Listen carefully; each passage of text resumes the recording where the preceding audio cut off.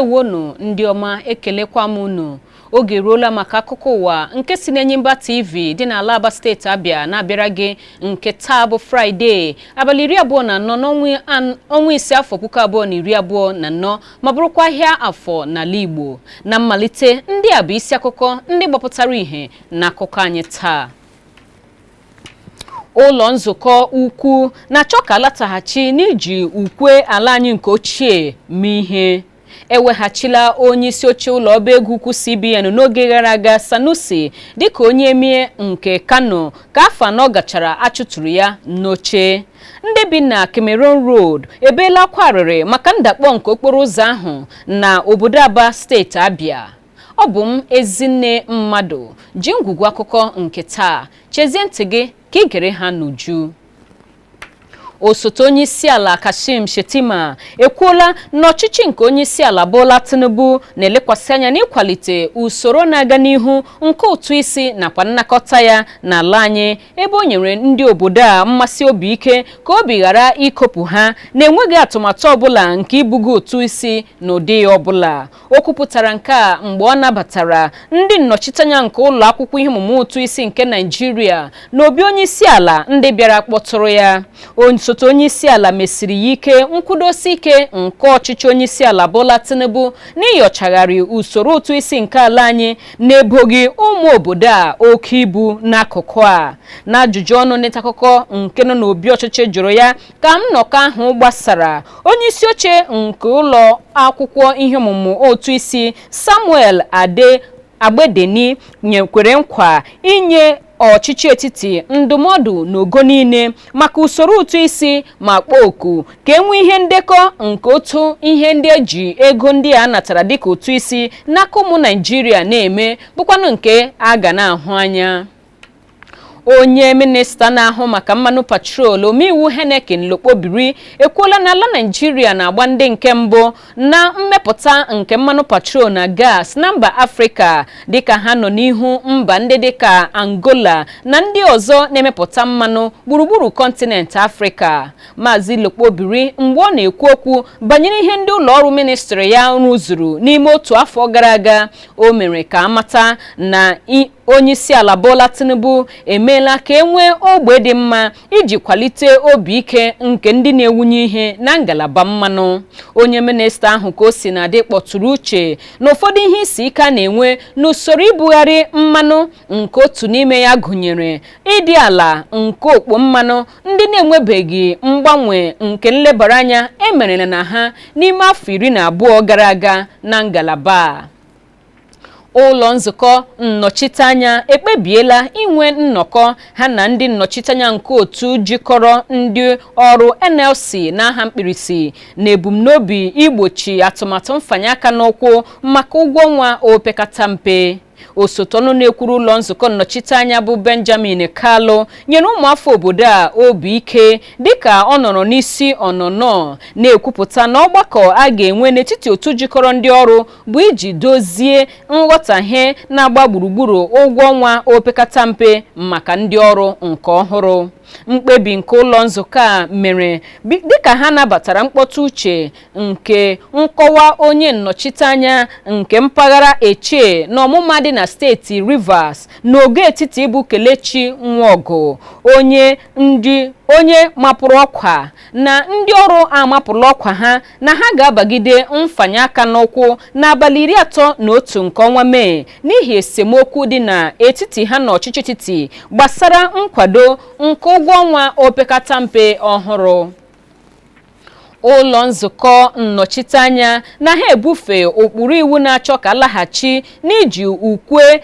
ala anyị nke ochie mee ihe nke akpọrọ Nigeria We Held Thee. Ụkpụrụ iwu ahụ agafeela nnụrụ nke mbụ ruokwa nke atọ n'aka ngwa ngwa n'ime nkeji ole na ole. Onye nọ n'isi na arụmarụ nke ịlaghachi jiri ukwe ochie ahụ mewe ihe bụ onye ndu nke ụlọ nzukọ ọkammụta Julius Ihonvere, onye nke rụtụrụ aka na mkpa ọ dị ka ụmụ Naịjirịa hụta na ukwe ahụ bụ nnukwu ihe ngosi nke ikikere nke na-egosipụta otu ihe siri kwụrụ ka ọ dị ugbu a n'ezie. onye ndu nke ndị kanta n'ọnụọgụgụ n'ụlọ nzukọ Kingsley Chinda n'aka nke ya gbara okpuru iwu ahụ ụkwụ na-ekwu na ukwe ochie ahụ nwere ihe jikọrọ ya n'oge ọchịchị ndị ọcha nke mere eji jiri nke ọhụrụ anyị ji eme ihe gbanwee ya. N'ụlọ nzukọ sineti ụkpụrụ iwu ahụ agafeela nnụrụ nke mbụ na nke abụọ,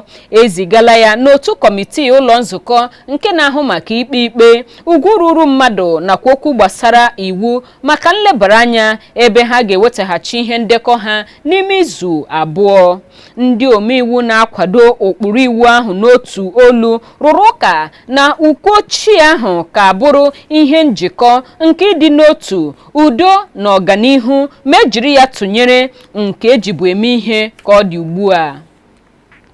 Ihe dịka 1,000 ụbọchị na 545 kpọmkwem achụtụchara ya na oche onye emir nke Kano, His Highness Muhammadu Lamido Sanusi nke abụọ ka ahọpụtaghachiri ugbu a ịbụ onye emir nke 14 nke steeti Kano. Gọvanọ Abba Kabiru Yusuf nke steeti Kano nyere nkwado nke nhọpụtagharị nke Muhammadu Sanusi nke abụọ ka ọ bịanyechara aka na mmezigharị ụkpụrụ iwu nke ogbe onye emir na-achị nke ụlọ nzukọ steeti kwadoro ka ọ bụrụ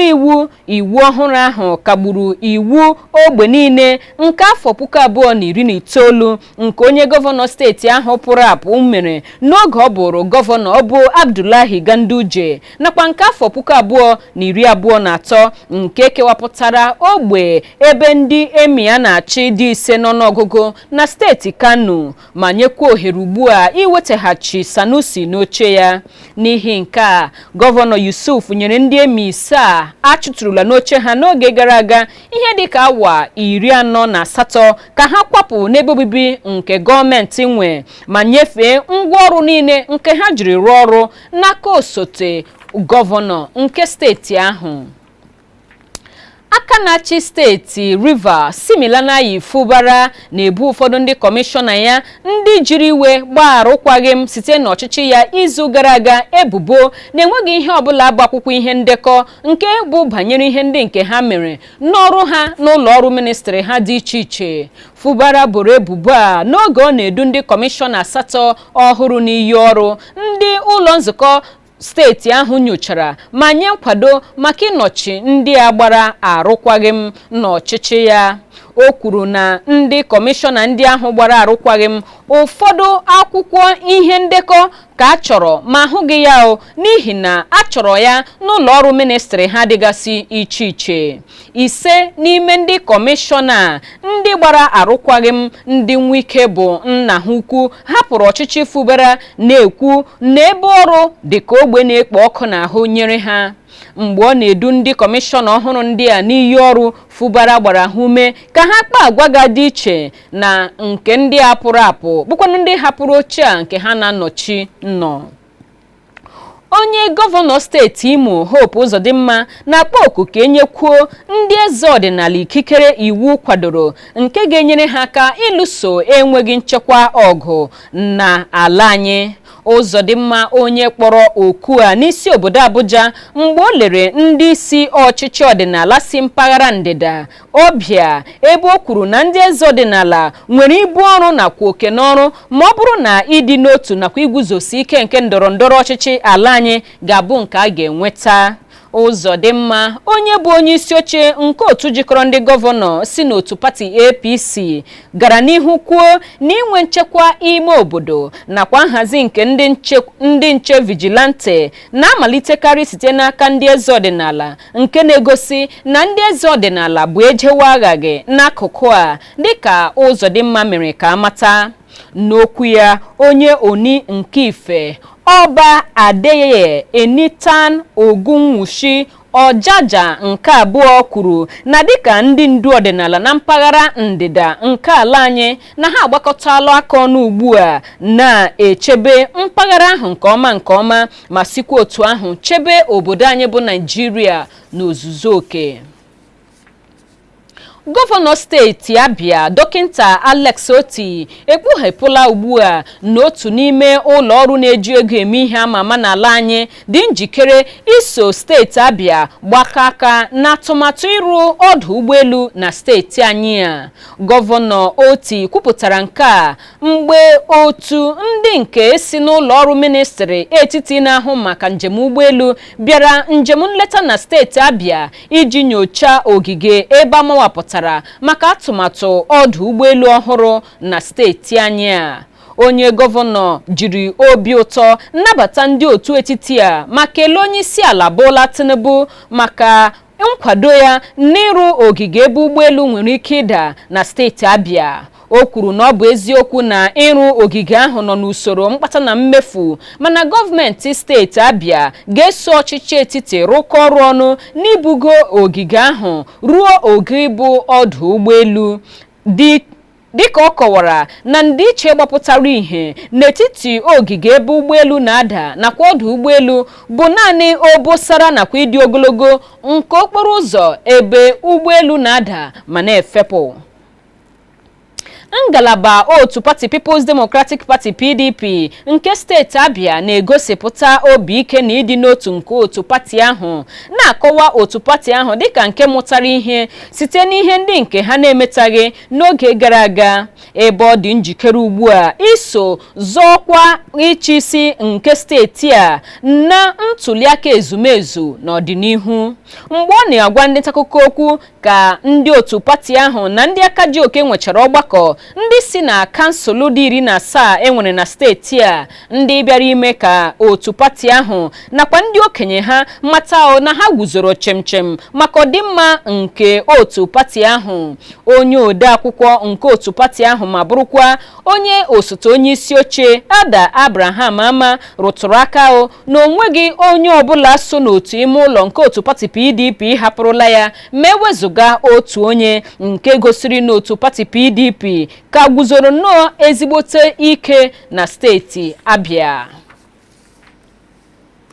Mmadụ anọ ndị njem atụfuola ndụ ha na mberede dịka ụgbọala bọọsụ Toyota Sienna asọkọtara isi ya na ụgbọala keke n'okporo ụzọ awara awara sitere Aba gawa Ikota Ekpene na steeti Abia. Ndị ji anya ha hụ ka njinji a siri wee jie gwara ụlọ ọrụ anyị Enyimba TV na ụgbọala bọọsụ ahụ ji ezigbote ọsọ na-agbata Aba, ebe nke keke bụ ndị njem anọ gụnyere onye na-akwọ ya bụ ụgbọala na-aga otu ime obodo nke dị n'agbata oke steeti Abia nakwa Akwa Ibom. Ha tara onye ọkwọ ụgbọala bọọsụ ahụ ụta maka ihe mberede ahụ merenụ mgbe o jiri ọkara na-agafe elekere 5 nke mgbede dịka onye ọkwọ ụgbọala ahụ gbara ntọfere na-eleghị anya n'ọdịdị nke okporo ụzọ awara awara ahụ. Aka na-arụ okporo ụzọ Aba gawara Ikota Ekpene arụ nke ebe ụfọdụ nke akụkụ ụzọ ahụ ka bụkwa ndị nke a na-arụchabeghị nke ọma. Otu ndị ntorobịa n'ogbe ahụ ndị akpọrọ Agalaba Patriotic Forum APF ka e kwuru na ha akpọọla oku n'ụbọchị ole na ole gara aga ka ndị ọrụ ngo nke ụlọ ọrụ ji ọrụ n'okporo ụzọ ahụ mee ihe n'aka ngwa ngwa iji dozie ebe ụfọdụ nke ha rụrụ ọrụ ọjọọ nke ghọkwarala ihe dịka ọnya nyere ndị na-akwọ ụgbọala n'okporo ụzọ ahụ. Ọ bụghịzi akụkọ na oke idei na ọghọm ndị nke ọ na-ebutere ndị mmadụ nakwa ihe mfu ka a na-ahụtakarị n'ọnọdụ a. Oke idei so n'ihe na-emere onwe ya n'ụwa na-akpata oke ọdachi nke tarala isi ọtụtụ ndị mmadụ ma bibisiekwa ngwongwo ndị mmadụ, ndị nke mmadụ kpatara n'aka ya bụkwanụ nke na-akarịala ihe ọbụla ọzọ bụ ihe mberede nke na-emere onwe ya. Ndị bi n'ogbe nọmba 1 Cameroon Road nakwa Ehi Road akwala arịrị otu oke idei mmiri nke ọrụ akwa mmiri arụjọ si kpatara ha nsogbu nke rie ma afọ ejughị dịka oke idei na-abanyecha n'ebe obibi ha. ụlọ ọrụ anyị Enyimba TV chịkọtara akụkọ na-ekwu na ọ dị mkpa ugbu a ka gọọmenti gbata ọsọ ma chọpụta ogbugbo na-adịgide adịgide nyere ọnọdụ nke oke idei nakwa ihe ndị nke ọ na-akpata dịka udu mmiri ji ọsọ ugbu a na-awụta ebe ndị mmadụ na-ebizi ndụ ha dịka obi na-eko ha n'elu kwa ụbọchị n'ihi na ha amaghị ihe chi ga-bọta. N'ịga n'ihu n'akụkọ sitere n'ala Aba, enweela ọtụtụ mgbarụ ihu nakwa mkpesa gbasara agwa ọjọọ nke ndị agboro na-akpaso ndị ọkwọ ụgbọala keke n'obodo Aba. N'ọtụtụ oge ndị na-akwọ ụgbọ keke etiela mkpu akwa arịrị gbasara otu esi anapụ ha ego n'ike nakwa mmaja ndị nke ha na-echi ihu kwa ụbọchị ha malitere ọrụ site n'aka otu ndị kpọrọ onwe ha ndị ọrụ gọọmenti dịka ha siri kwuo. Onye nta akụkọ anyị Confidence Paul bụ onye nụtara ọnụ mmiri okwu nke ụfọdụ ndị na-akwọ ụgbọala keke ndị zọrọ njem njegharị n'ụzọ udo zochie n'ogige ụlọ ọrụ anyị Enyimba TV na redio iji kwupụta otu obi dị ha maka ọnọdụ a ma sikwa otu ahụ rịọ gọọmenti arịrịọ maka ịgbata ọsọ tinye ọnụ n'okwu a ma hazie ihe otu ọ ga-esi adị ha mma n'ahụ. Ọ ka bụkwa n'oge akụkọ ụwa n'Enyimba TV dị n'ala Aba steeti Abịa ka akụkọ ndị a si na-eru gị ntị. Akụkọ ndị ọzọ m ji n'aka ga-abịara gị ngwa ngwa m lọtaghachiri. Nọsi ike na-ege ntị maka na ana m alọtaghachi.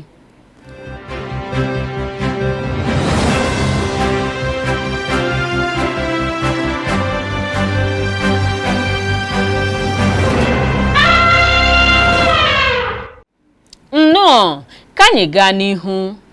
N'akụkọ sitere mba ofesi, onye isi ala họpụta nke mba Chad Mahamat Idris Deby ka eduru n'iyi ọrụ ụnyaahụ na mmemme emere n'isi obodo mba ahụ bụ Njadema nke ọtụtụ ndị otu nakwa ndị ndu sitere na mpaghara ndị ọzọ bịachara. Idu n'iyi ọrụ nke Deby na-abịa dịka otu izu gachara kansụl iwu nke mba ahụ kwupụtara na ọ bụ ya nwetara mmeri na ntụliaka bara esemokwu nke mere n'abalị 6 nke ọnwa Mee nke naanị ya nwetara pesentị vootu 61. O weghara ikikere ọchịchị afọ 3 gara aga ka nna ya bụ Idris Deby nwụchara, onye chịrịla mba Chad n'aka ike afọ 30. Dịka onye agha soja azụrụ nke ọma, Deby nke nta kwere nkwa ịhazi ntụliaka n'ime ọnwa 18 nke o wechara ọchịchị, mana ọchịchị ya yigharịrị ntụliaka ahụ iji nye ya onwe ya ohere maka iso zọkwa onye isi ala. Onye ndu nke ndị na-agba ọchịchị nke